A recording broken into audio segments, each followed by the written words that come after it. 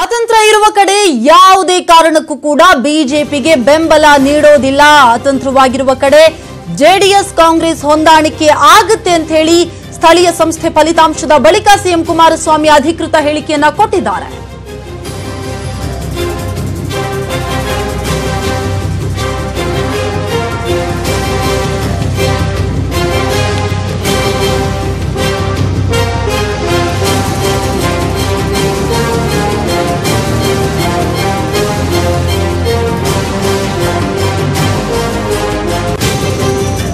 ಅತಂತ್ರ ಇರುವ ಕಡೆ ಯಾವುದೇ ಕಾರಣಕ್ಕೂ ಕೂಡ ಬಿಜೆಪಿಗೆ ನಾವು ಬೆಂಬಲವನ್ನ ನೀಡೋದಿಲ್ಲ. ಅತಂತ್ರವಾಗಿರೋ ಕಡೆ ಜೆಡಿಎಸ್ ಕಾಂಗ್ರೆಸ್ ಹೊಂದಾಣಿಕೆಯನ್ನ ಮಾಡಲಾಗುತ್ತೆ. ಲೋಕಸಭೆ ಚುನಾವಣೆಯಲ್ಲಿ ಬಿಜೆಪಿಯನ್ನ ಕ್ಲೀನ್ ಸ್ವೀಪ್ ಮಾಡ್ತೀವಿ ಅಂತ ಹೇಳಿ ಸ್ಥಳೀಯ ಸಂಸ್ಥೆ ಫಲಿತಾಂಶದ ಬಳಿಕ ಸಿಎಂ ಕುಮಾರಸ್ವಾಮಿ ಅಧಿಕೃತ ಹೇಳಿಕೆಯನ್ನ ಕೊಟ್ಟಿದ್ದಾರೆ. ಬಿಜೆಪಿ ಮೇಲೆ ಒಲವು ಕಡಿಮೆಯಾಗಿದೆ, 100 ದಿನದ ಆಡಳಿತಕ್ಕೆ ಜನರ ಬೆಂಬಲ ಸಿಕ್ಕಿದೆ ಅಂತ ಹೇಳಿ ಹೇಳಿಕೆಯನ್ನ ಕೊಟ್ಟಿದ್ದಾರೆ.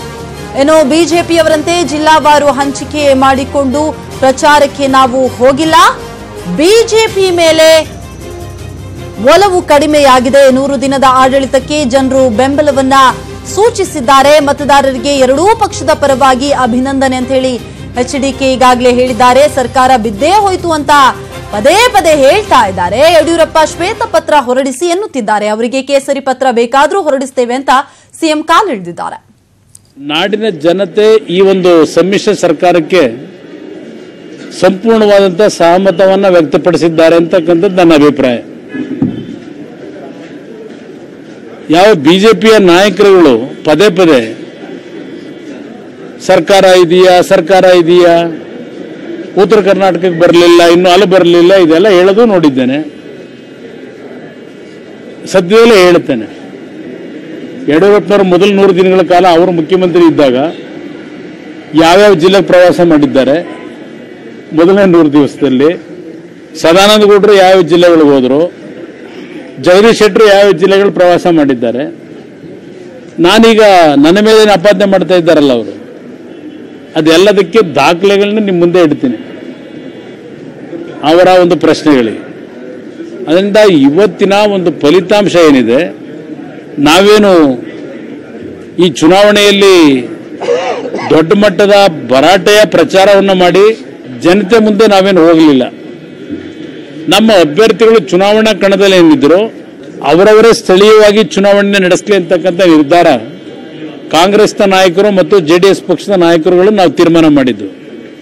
ಬಿಜೆಪಿಯ ನಾಯಕರ ತರ ನಾವೆಲ್ಲ ಜಿಲ್ಲಾವಾರು ಹಂಚಿಕೆ ಮಾಡ್ಕೊಂಡು ನಾವೇನು ಚುನಾವಣೆ ನಡೆಸಲಿಕ್ಕೇನು ಹೋಗಿರಲಿಲ್ಲ. ಪ್ರಚಾರಕ್ಕೆ ಜನತೆಗೆ ಮನವಿ ಮಾಡಿದ್ವು. ನಗರ ಪ್ರದೇಶದ ಜನತೆ ಮೊದಲಿಂದಲೂ ಎಲ್ಲರಲ್ಲೂ ಒಂದು ಭಾವನೆ, ನಗರ ಪ್ರದೇಶದಲ್ಲಿ ಬಿಜೆಪಿ ಪಕ್ಷಕ್ಕೆ ಹೆಚ್ಚಿನ ಒಲವಿದೆ ಅಂತಕ್ಕಂಥದ್ದು.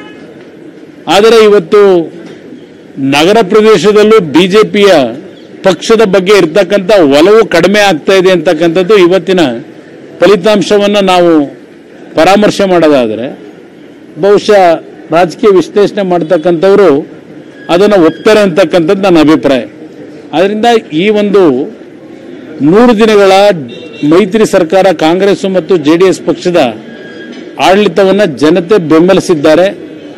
ಮತದಾರರಿಗೆ ನಾನು ಗೌರವಪೂರ್ವಕವಾದಂಥ ಅಭಿನಂದನೆಗಳನ್ನು, ಕೃತಜ್ಞತೆಗಳನ್ನು ಎರಡೂ ಪಕ್ಷದ ಪರವಾಗಿ ಸಲ್ಲಿಸಲಿಕ್ಕೆ ಬಯಸ್ತಾ ಇದ್ದೇನೆ. ಅತಂತ್ರ ಪರಿಸ್ಥಿತಿ ಇರತಕ್ಕಂಥ ಕಡೆ ಇಲ್ಲಿ ಬೇರೆ ಯಾವುದೇ ರೀತಿಯ ದ್ವಂದ್ವ ನಿಲುವುಗಳಿಲ್ಲ. ಜೆಡಿಎಸ್ ಮತ್ತು ಕಾಂಗ್ರೆಸ್ ಪಕ್ಷಗಳು ಎರಡೂ ಪಕ್ಷಗಳು ಒಟ್ಟಾರೆಯಾಗಿ ಅತಂತ್ರ ಇರತಕ್ಕಂಥ ನಮ್ಮ ಸ್ಥಳೀಯ ಸಂಸ್ಥೆಗಳಲ್ಲಿ ಅಧ್ಯಕ್ಷರು ಉಪಾಧ್ಯಕ್ಷರ ಒಂದು ಚುನಾವಣೆಗಳಲ್ಲಿ ಒಟ್ಟಾಗಿ ತೀರ್ಮಾನಗಳನ್ನು ತೆಗೆದುಕೊಳ್ತಾರೆ ಅಂತಕ್ಕಂಥದ್ದನ್ನು ಹೇಳಲಿಕ್ಕೆ ಬಯಸ್ತೀನಿ. ಈಗಾಗಲೇ ಕರ್ನಾಟಕ ಸ್ಥಳೀಯ ಸಂಸ್ಥೆ ಚುನಾವಣೆಯ ಅಧಿಕೃತ ಫಲಿತಾಂಶ ಪ್ರಕಟಗೊಂಡಿದೆ. ಚುನಾವಣೆ ಆಯೋಗದಿಂದ ಲೋಕಲ್ ರಿಸಲ್ಟ್ನ ಅಧಿಕೃತ ಮಾಹಿತಿಯನ್ನ ನೀಡಲಾಗಿದೆ. ಒಟ್ಟಾರೆ ಫಲಿತಾಂಶ ವಾರ್ಡ್ ಮಟ್ಟದಲ್ಲೂ ಕೂಡ ಮೊದಲ ಸ್ಥಾನದಲ್ಲಿ ಕಾಂಗ್ರೆಸ್ ಪಕ್ಷ ಇದೆ. ಕುಮಾರಸ್ವಾಮಿ ಸಿಎಂ ಆಗಿದ್ರು ಕೂಡ ಜೆಡಿಎಸ್ ಪಕ್ಷ ಮಾತ್ರ ಕೊನೆ ಸ್ಥಾನಕ್ಕೆ ಇಳಿದುಕೊಂಡಿದೆ. 2ನೇ ಸ್ಥಾನದಲ್ಲಿ ಬಿಜೆಪಿ ಪಕ್ಷ ಇದೆ. 3ನೇ ಸ್ಥಾನದಲ್ಲಿ ಇಂಟ್ರೆಸ್ಟಿಂಗ್ ಆಗಿ ಪಕ್ಷೇತರರಿದ್ದಾರೆ. ಆದರೆ ಲಾಸ್ಟ್ ಲಿಸ್ಟ್ ನಲ್ಲಿ ಜೆಡಿಎಸ್ ತೃಪ್ತಿಯನ್ನ ಪಟ್ಕೊಂಡಿದೆ. ಕರ್ನಾಟಕ ಸ್ಥಳೀಯ ಸಂಸ್ಥೆ ಚುನಾವಣೆಯ ಅಧಿಕೃತ ಫಲಿತಾಂಶ ಇದು. ಒಟ್ಟಾರೆ ಫಲಿತಾಂಶ ಮತ್ತು ವಾರ್ಡ್ ಮಟ್ಟದಲ್ಲೂ ಕೂಡ ಫಸ್ಟ್ ಪ್ಲೇಸ್ ಮೊದಲ ಸ್ಥಾನದಲ್ಲಿ ಕಾಂಗ್ರೆಸ್ ಪಕ್ಷ ಇದೆ. ಇನ್ನು ಎರಡನೇ ಸ್ಥಾನವನ್ನ ಬಿಜೆಪಿ ಪಡೆದುಕೊಂಡಿದೆ. ಜೆಡಿಎಸ್ಗೆ ಮೂರನೇ ಸ್ಥಾನ ಕೂಡ ಸಿಕ್ಕಿಲ್ಲ. ಕೊನೆಯ ಸ್ಥಾನದಲ್ಲಿ ಜೆಡಿಎಸ್ ಇದೆ. ಮೂರನೇ ಸ್ಥಾನದಲ್ಲಿ ಪಕ್ಷೇತರರಿದ್ದಾರೆ. ಒಂದ್ ಕಡೆಯಲ್ಲಿ ಗಮನಿಸಬೇಕಾಗುತ್ತೆ, ಕುಮಾರಸ್ವಾಮಿ ಸಿಎಂ ಆಗಿದ್ರು ಕೂಡ ಜೆಡಿಎಸ್ ಮಾತ್ರ ಕೊನೆಯ ಸ್ಥಾನಕ್ಕೆ ಕುಸಿದಿದೆ.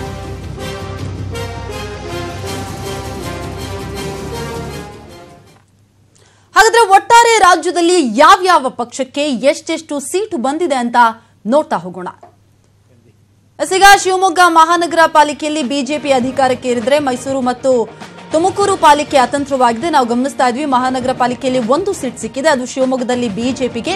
ಇನ್ನು 29 ನಗರಸಭೆಗಳಲ್ಲಿ 5ರಲ್ಲಿ ಕಾಂಗ್ರೆಸ್, 9ರಲ್ಲಿ ಬಿಜೆಪಿ, 2ರಲ್ಲಿ ಜೆಡಿಎಸ್ ಅಧಿಕಾರವನ್ನ ಹಿಡಿದ್ರೆ 13 ನಗರಸಭೆಗಳು ಅತಂತ್ರವಾಗಿದೆ. ಇನ್ನು 53 ಪುರಸಭೆಯಲ್ಲಿ ಒಟ್ಟು 20ರಲ್ಲಿ ಕಾಂಗ್ರೆಸ್, 11ರಲ್ಲಿ ಬಿಜೆಪಿ, 8ರಲ್ಲಿ ಜೆಡಿಎಸ್ ಬಹುಮತವನ್ನ ಪಡೆದ್ರೆ 14 ಪುರಸಭೆಗಳು ಅತಂತ್ರವಾಗಿವೆ. ಅಷ್ಟೇ ಅಲ್ಲ, 20 ಪಟ್ಟಣ ಪಂಚಾಯಿತಿಯಲ್ಲಿ ಅದರಲ್ಲಿ ತಲಾ 7ರಲ್ಲಿ ಕಾಂಗ್ರೆಸ್ ಮತ್ತು ಬಿಜೆಪಿ ಅಧಿಕಾರವನ್ನ ಹಿಡಿದಿದೆ, 2ರಲ್ಲಿ ಜೆಡಿಎಸ್ ಬಹುಮತವನ್ನ ಪಡೆದುಕೊಂಡಿದೆ, 4 ಪಟ್ಟಣ ಪಂಚಾಯಿತಿ ಹಂಗಾಗಿದೆ. ಒಟ್ಟು 105 ಸ್ಥಳೀಯ ಸಂಸ್ಥೆಗಳಲ್ಲಿ ಕಾಂಗ್ರೆಸ್ ಅತಿ ಹೆಚ್ಚು ಅಂತ ಹೇಳಿದ್ರೆ 44 ಲೋಕಲ್ ಬಾಡಿಗಳಲ್ಲಿ ಅಧಿಕಾರಕ್ಕೇರಿದೆ. ಬಿಜೆಪಿ 35, ಜೆಡಿಎಸ್ 13 ಸಂಸ್ಥೆಗಳಲ್ಲಿ ಅಧಿಕಾರಕ್ಕೇರಿದೆ.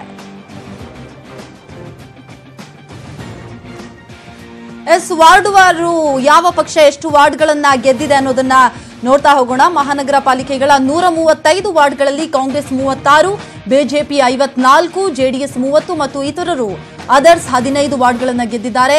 ನಗರಸಭೆಗಳ 926 ವಾರ್ಡ್ಗಳಲ್ಲಿ ಕಾಂಗ್ರೆಸ್ 294, ಬಿಜೆಪಿ 370, ಜೆಡಿಎಸ್ 106, ಅದೇ ರೀತಿಯಾಗಿ ಇತರರು 156 ವಾರ್ಡ್ಗಳಲ್ಲಿ ಗೆದ್ದಿದ್ದಾರೆ. ಇನ್ನು ಪುರಸಭೆಯ ಒಟ್ಟು 1246 ವಾರ್ಡ್ಗಳಲ್ಲಿ 514 ಕಾಂಗ್ರೆಸ್, 375 ಬಿಜೆಪಿ, 210 ಜೆಡಿಎಸ್ ಮತ್ತು 147 ಅದರ್ಸ್ ಗೆಲುವಿನ ನಗೆ ಬೀರಿದ್ದಾರೆ. ಇನ್ನು ಪಟ್ಟಣ ಪಂಚಾಯಿತಿಯ 355 ವಾರ್ಡ್ಗಳಲ್ಲಿ 138 ಕಾಂಗ್ರೆಸ್, 130 ಬಿಜೆಪಿ, 29 ಜೆಡಿಎಸ್ ಗೆದ್ರೆ ಉಳಿದ 58 ವಾರ್ಡ್ಗಳಲ್ಲಿ ಇತರೆ ಪಕ್ಷದವರು, ಪಕ್ಷೇತರರು ಗೆದ್ದಿದ್ದಾರೆ.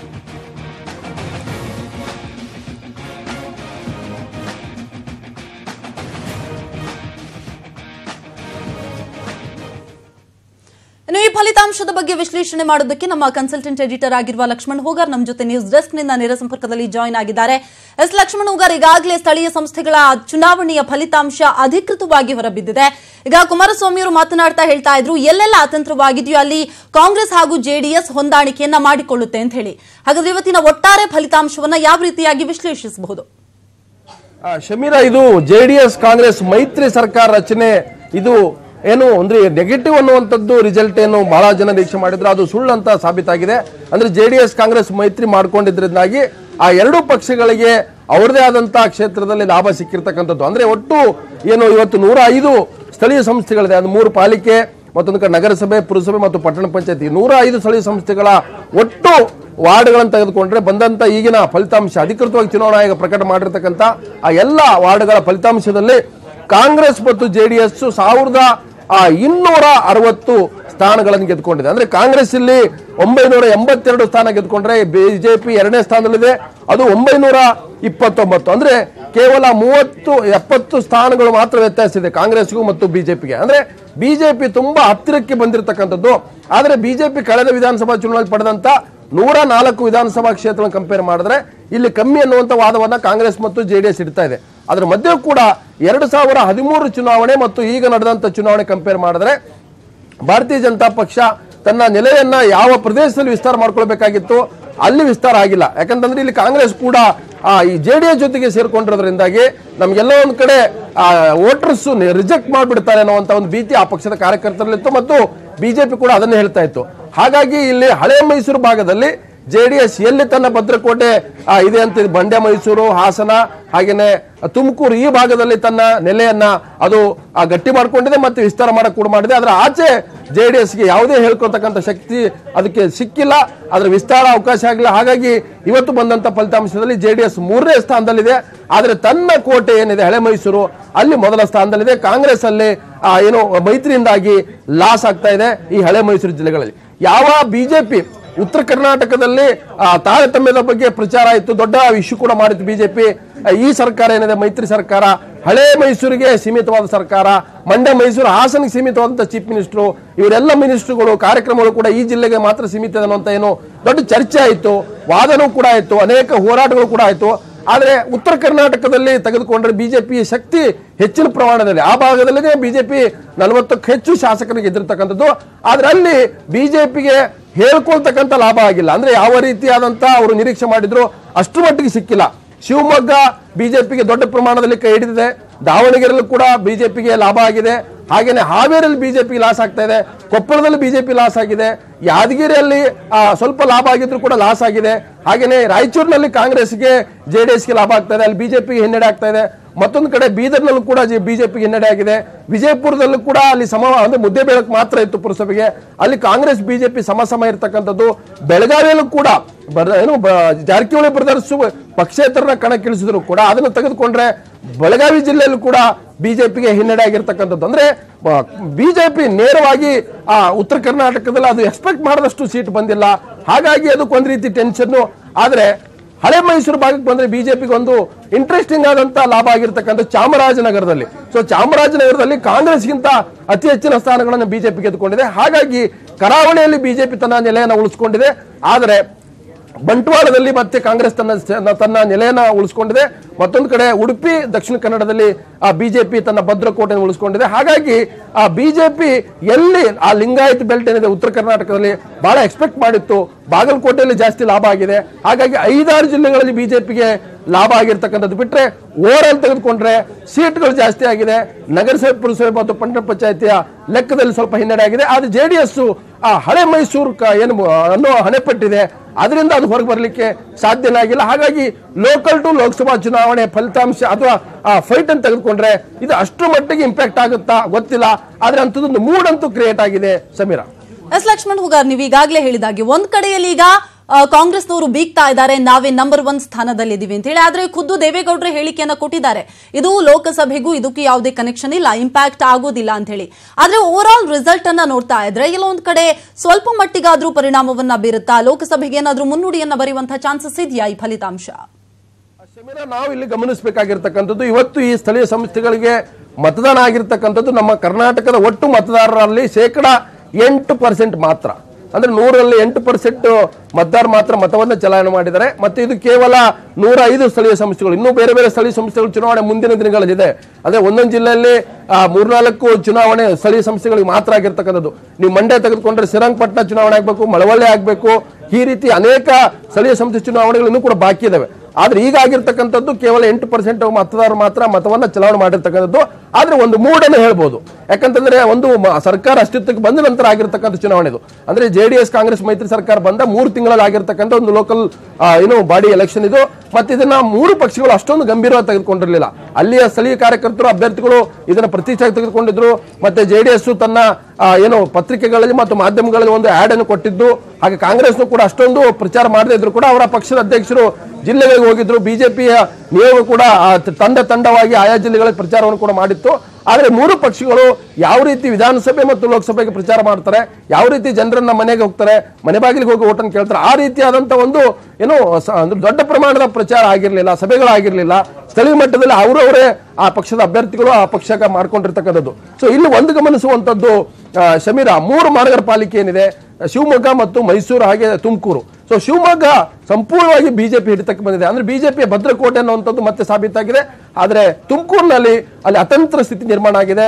ಅಲ್ಲಿ ಬಿಜೆಪಿ ಜಾಸ್ತಿ ಸೀಟ್ ಗೆದ್ರೂ ಕೂಡ ಕಾಂಗ್ರೆಸ್ ಜೆಡಿಎಸ್ ಮತ್ತು ಇತರರು ಸೇರಲ್ಲಿ ಅಧಿಕಾರ ಹಿಡಿತಕ್ಕಂಥದ್ದು ಸ್ಪಷ್ಟ ಆಗುತ್ತೆ. ಹಾಗೆ ಮೈಸೂರಿನಲ್ಲೂ ಕೂಡ ಕಳೆದ ಬಾರಿ ಕಂಪೇರ್ ಮಾಡಿದ್ರೆ ಕಾಂಗ್ರೆಸ್ 3 ವಾರ್ಡ್ ಅನ್ನ ಕಳ್ಕೊಂಡಿದೆ, ಬಿಜೆಪಿ ಜಾಸ್ತಿ ಪಡ್ಕೊಂಡಿದೆ. ಅಂದ್ರೆ 22 ಸ್ಥಾನ ಬಿಜೆಪಿ ಪಡ್ಕೊಂಡು ಸಿಂಗಲ್ ಲಾರ್ಜೆಸ್ಟ್ ಪಾರ್ಟಿ ಮೈಸೂರು ಪಾಲಿಕೆಯಲ್ಲಿ ಆಗಿದ್ರು ಕೂಡ ಅಲ್ಲಿ ಜೆಡಿಎಸ್ 18, ಕಾಂಗ್ರೆಸ್ 19 ಮತ್ತೆ ಬೇರೆ ಪಕ್ಷ ಇತರರು ಕೂಡ ಇರೋದ್ರಿಂದ ಆ ಮೈಸೂರು ಪಾಲಿಕೆ ಕೂಡ ಅಲ್ಲಿ ಈಗಾಗಲೇ ದೇವೇಗೌಡರು ಮತ್ತು ಸಿಎಂ ಕುಮಾರಸ್ವಾಮಿ ಕಾಂಗ್ರೆಸ್ ನಾಯಕರು ಈಗಾಗಲೇ ಸ್ಪಷ್ಟಪಡಿಸಿರೋದ್ರಿಂದ ಏನು ವಿಧಾನಸೌಧದಲ್ಲಿ ರಾಜ್ಯ ಮಟ್ಟದಲ್ಲಿ ಮೈತ್ರಿ ಇದೆ, ಆ ಮೈತ್ರಿ ಲೋಕಲ್ ಬಾಡಿಯಲ್ಲಿ ಕೂಡ ಕಂಟಿನ್ಯೂ ಆಗುತ್ತೆ. ಅಂದ್ರೆ ಮಹಾನಗರ ಪಾಲಿಕೆ, ನಗರಸಭೆ, ಪುರಸಭೆ, ಪಟ್ಟಣ ಪಂಚಾಯತ್ ಕೂಡ ಜೆಡಿಎಸ್ ಕಾಂಗ್ರೆಸ್ ಮೈತ್ರಿ ಮಾಡಿಕೊಳ್ಳುವಂತ ಒಂದು ನಿರ್ಧಾರ ಕೈಗೊಂಡಿರೋದ್ರಿಂದ ಬಹುತೇಕ ಬಿಜೆಪಿಯನ್ನು ಅಧಿಕಾರದಿಂದ ಹೊರಗಿಡ್ಲಿಕ್ಕೆ ಜೆಡಿಎಸ್ ಕಾಂಗ್ರೆಸ್ ಮತ್ತು ಪಕ್ಷೇತರರು BSP, SDPI ಬೇರೆ ಬೇರೆ ಸಣ್ಣ ಸಣ್ಣ ಪಕ್ಷಗಳು ಗೆದ್ದಿರೋದ್ರಿಂದ ಅವರ ನೆರವಿನೊಂದಿಗೆ ಕಾಂಗ್ರೆಸ್ JDS ಅತಿ ಹೆಚ್ಚಿನ ಅತಂತ್ರ ಇರತಕ್ಕಂಥ ಏನು ಸ್ಥಳೀಯ ಸಂಸ್ಥೆಗಳಿವೆ ಅಲ್ಲಿ ಅಧಿಕಾರ ಹಿಡಿಯುವಂತ ನಿಚ್ಚಳ ಸಾಧ್ಯತೆ ಕಂಡು ಬರ್ತಾ ಇದೆ Sameera. Okay, thank you Lakshman Hugar ತಮ್ಮೆಲ್ಲ ವಿಶ್ಲೇಷಣೆಗಾಗಿ.